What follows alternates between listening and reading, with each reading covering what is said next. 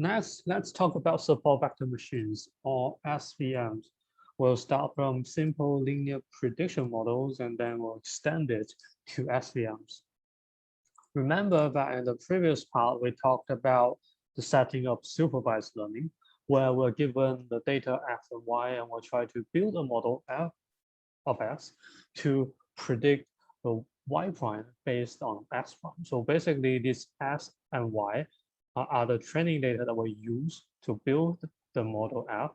And we hope that the model we build can predict y prime on the test data very well if we are given the corresponding x prime.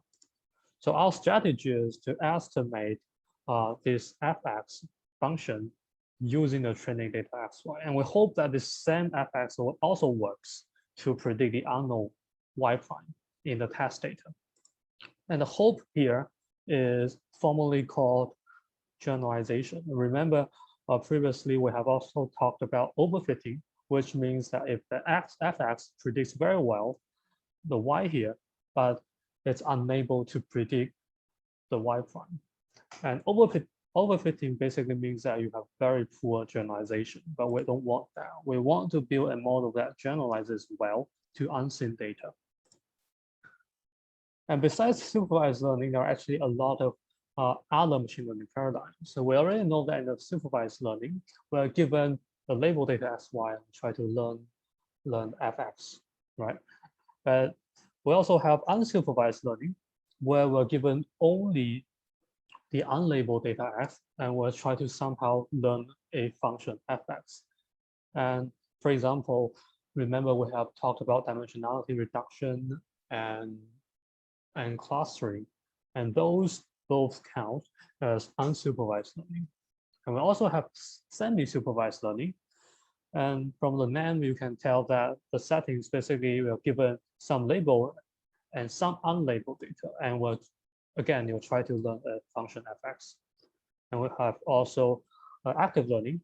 Basically, the setting is whenever we predict fx equals to y, then we can receive the ground truth label y.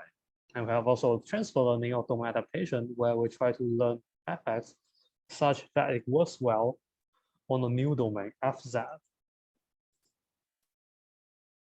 Now let's go back to the simplest task of supervised learning. Let's say that we're given a set of n training examples, x1, x1, y1, x2, y2, etc., all the way to xn, yn. So basically, and we're also given a loss function, L, of y and y hat.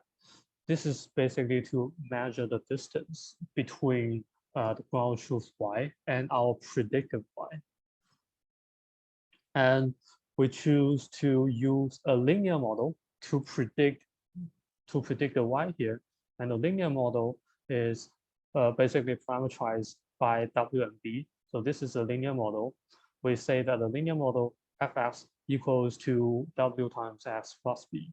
So basically the problem here is to find the weight vector w and also b such that it can minimizes the expected loss on the training data.